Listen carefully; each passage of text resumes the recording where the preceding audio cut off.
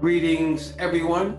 This week, the video message is going to be the same as the written message. It happens to be a particularly beautiful message, and I thought you would enjoy it.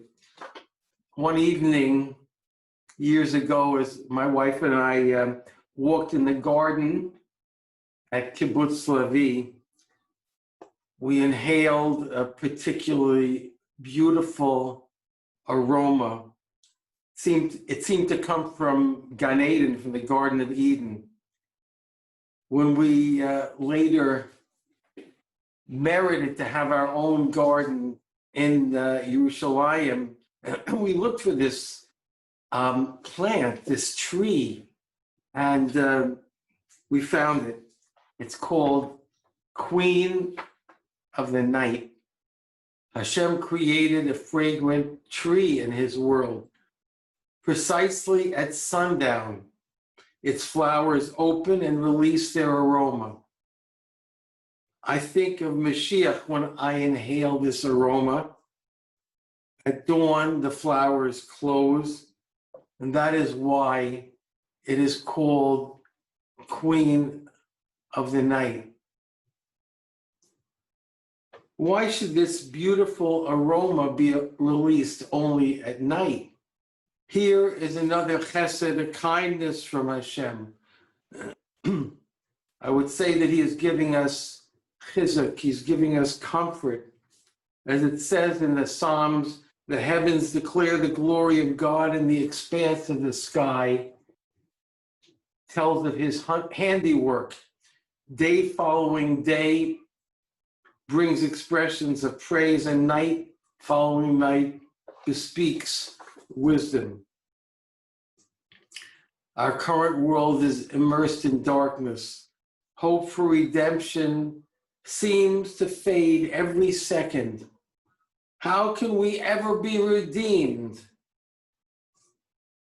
Suddenly, in the midst of the blackness, Hashem sends a fragrance which reminds us that Gan Eden, the Garden of Eden, still exists. He reminds us that he's going to send a Redeemer, the way Moshe Rabbeinu Moses redeemed our ancestors when they had fallen to the 49th level of impurity in Egypt, or the way Moshe Rabbeinu Moses had to pass through thick darkness as he ascended Mount Sinai. In the darkness, there's hope. This week, we read the Haftarah of Balak, about which Rabbi Avraham Cohen Palm Zatzal wrote, quote, "It is no coincidence that this Haftarah is usually read on the Shabbos before the 3 weeks, the period of mourning for the Beis HaMikdash.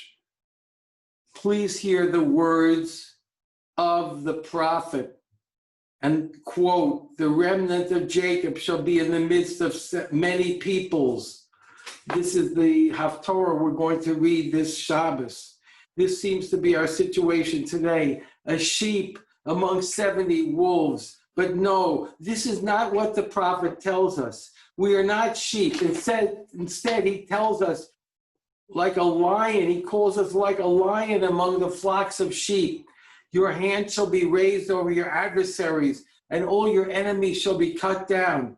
Do not think we're lost, Am Yisrael. In fact, redemption is near. Please hear the remarkable words of Rabbi Yechiel Per, the Rosh Yeshiva, the Yeshiva Far Rockaway.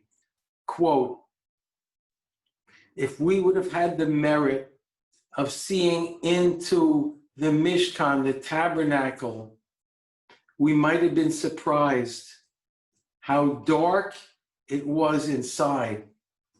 There were no windows. A small amount of light may have come in around the sides and bottom of the thick curtain at the entrance.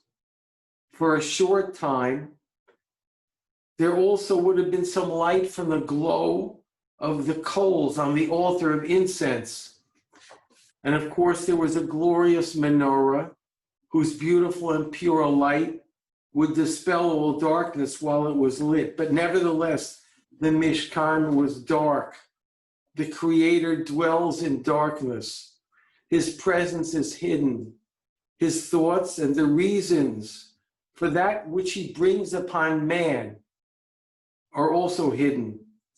The children of Israel wait patiently, knowing the Creator is hidden, and therefore his plan is hidden. And we are thereby elevated by the test of our not knowing when. Do you remember how our father Abraham found the cave of Machpelah, where Adam, Eve, and all the patriarchs and 3 of the matriarchs are buried? He followed a deer, and then he inhaled the aroma emanating from the Garden of Eden.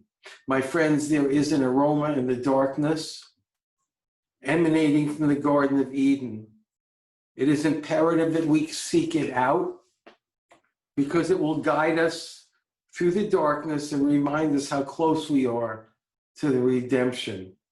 A little while more, my friends, and suddenly a great light will burst forth upon the earth. Our Haftarah, this week's Haftarah, ends with these words: with what shall I approach Hashem? Shall I humble myself before the God of the heavens? Shall I approach him with burnt offerings? He has told you, O man, what is good and what Hashem seeks from you. Only the performance of justice, the love of kindness, and walking humbly with your God. May we see the complete redemption soon in our days and inhale the perfect aroma of the Ketores, the incense emanating from the Beis Hamikdash.